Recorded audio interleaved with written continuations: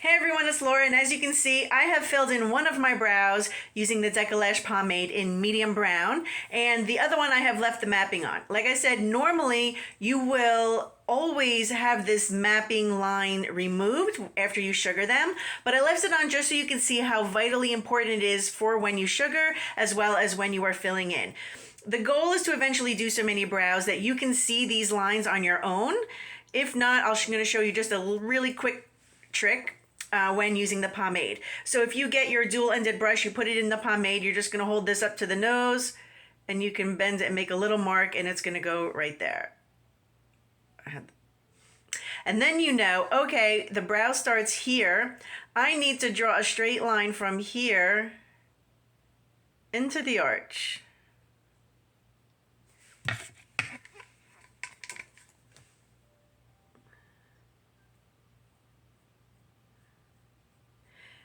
And then I have this marking up at the top, which is where I am going to that's how I know where to stop.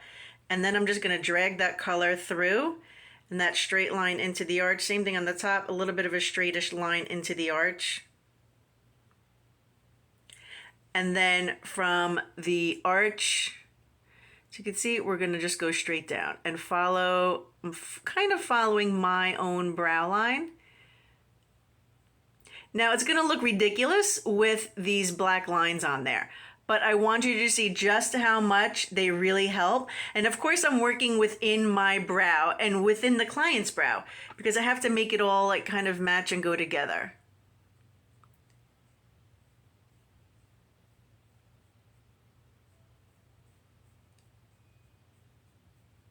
And then you just want to keep blending.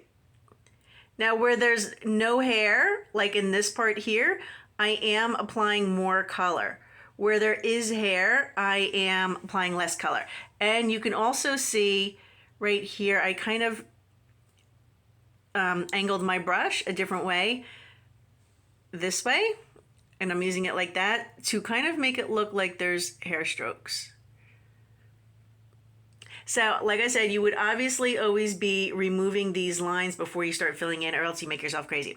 Then I'm going to brush this through to lighten it and blend it to get rid of any hard lines. I will sometimes use this little pointier part, like especially up in here where sometimes it can get like to be a little heavy lines. If you find that you erase something, just kind of, you can put it right back in there a little bit. Then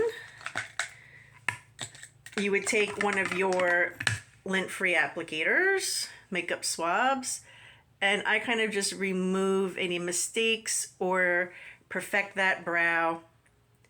Try and remove some of those excess lines.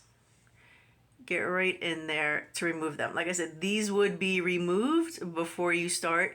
If you wet your makeup swab, it is a little bit easier. And you can see right there, it's a little bit of a hard line where this one is not so hard. I'm gonna say, oh yeah, they're a little uneven because these two happen to be distant cousins. They are not even sisters. Okay.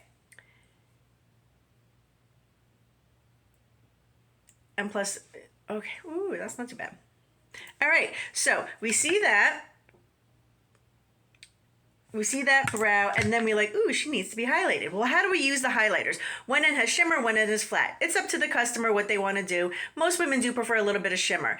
If they have a lot of hyperpigmentation, you might want to use some concealer first, and then you can put the shimmer on top of it. You can put the shimmer right on the little bit on the inner corner here, which looks really nice, just to open up the eye a little bit. So there's two schools of thought. You can take the shimmer or the concealer part, the matte one, and go right from the beginning all the way to the arch and then all the way down. A lot of people do that. But think about what a highlighter does. A highlighter brings things out. So if you do that to the whole brow, you're bringing the whole brow out. And the part you really want to highlight is the arch because you want that to kind of stand out more. So I'm just going to lightly go kind of where my arch is and then straight down. And so that's just going to make that look a little bit more dramatic, especially for someone who doesn't have a really full brow or a really big arch. Then you can take this dual-ended brush, and I kind of just like, this gives you a nice straight line so you're not really messing up the brow that you just put on there. And then I sometimes pull it down with that as well, or you can use this one to kind of pull it down. And I'm just gonna hold it because it does make it easier. And if you hold it as well, they're skin taut. I might just drag a little bit so it doesn't have a hard ending or a hard beginning, and then kind of blend it in. Let me get my other little mirror to see. Okay, that's pretty decent. And sometimes people will use that highlighter to make a straight line. You can do that as well. You can make a straight line with the highlighter or where you want that brow to be. And then you can also take in your pomade and then fill in where the highlighter, the gap between the highlighter and the pomade.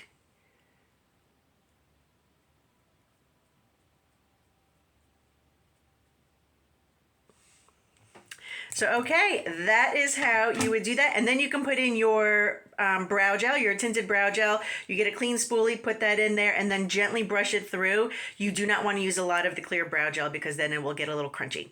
And we don't want that to happen. And they're pretty long lasting. The pomades are really long lasting, so you may or may not always need to use the clear brow gel, but just to secure it, I definitely would.